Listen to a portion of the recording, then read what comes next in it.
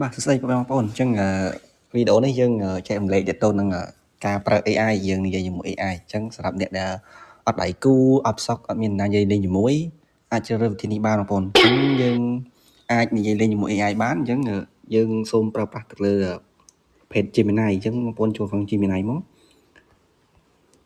អញ្ចឹងនៅពេលបន្ទាប់យើងនឹងចុចកន្លែងនៅខាងស្ដាំដៃខាងក្រោមទាំងអស់បងប្អូនអញ្ចឹងបងប្អូនចុចទីនេះមកអញ្ចឹងវានឹងដល់ទីនេះបងប្អូនអញ្ចឹងដល់ទីនេះយើងអាចនិយាយជាភាសាខ្មែរក៏បានជាភាសាអង់គ្លេសក៏បានជាមួយវាអញ្ចឹងដល់ពេលយើងនិយាយទៅតែត្រូវបងប្អូនគឺត្រូវការបើកសេវាអនអ៊ីនធឺណិត Wi-Fi ក៏បានអ៊ីនធឺណិត data យើងក៏បានអញ្ចឹងយើងនិយាយមួយពួកគាត់ទៅ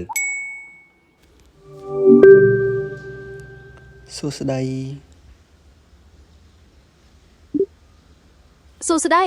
តើខ្ញុំអាចជួយអ្វីបានខ្ញុំចង់មានអ្នកកំដរនិយាយលេងពិតជាបានតើអ្នកចង់និយាយអំពីអ្វីមានប្រធានបទណាពិសេសទេនិយាយរឿងកំ pl ខ្ញុំស្ដាប់មួយមើលបានតាមានរឿងកំ pl មួយថាហេតុអីកុំព្យូទ័រអត់ចេះសើចអត់ដឹងផងព្រោះវាអត់មានអារម្មណ៍អរគុណ